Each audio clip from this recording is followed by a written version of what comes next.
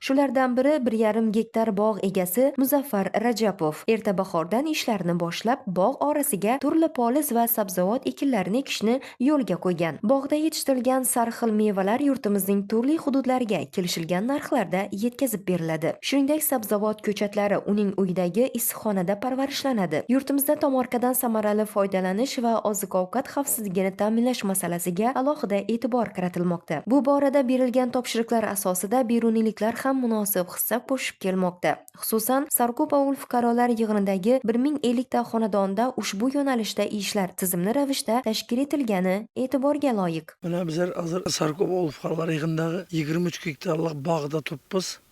Bu bog' qatorlardan samarali foydalanish maqsadida 35 ta xonadonga bu yerni ijaraga bo'lib berganmiz. Bundan unumli foydalanib, bog'dagi yetishtirilgan sabzavot, poliz ekinlarini hozir bizlar yetishtirib bo'lib, buni Qoraqalpog'iston to chekka hududlargacha oparib sotishni yo'lga qo'yganmiz. Mana bu bog'lar oldingi vaqtlarda olma, shaftoli, gilos, o'rik mana shu maqsadda yetishtirilgan. Hozirgi kunda muhtaram prezidentimizning har bir aytgan gaplardan kelib chiqib, chet davlatdan keltirilgan karlakuy deymiz bizlarning tildan da karlakuy pakana bog'larni yetishtirish, intensiv bog'larni yetishtirishni yo'lga qo'yib eskisini olib tashlab, yangisini yoniga o'rnatib, ko'chatlarni ham yetishtiryaptilar. Bundan bo'lgan mahsulotlarni chekka hududlarga olib sotishni ham yo'lga qo'yadi. Sarko'p ovul fuqarolar yig'ini aholisi tomonidan tomorqa va dehqonchilikdan samarali foydalanish orqali nafaqat oilaviy daromad oshirilmoqda, balki yurtimizda oziq-ovqat xavfsizligini ta'minlashga ham munosib hissa qo'shilmoqda.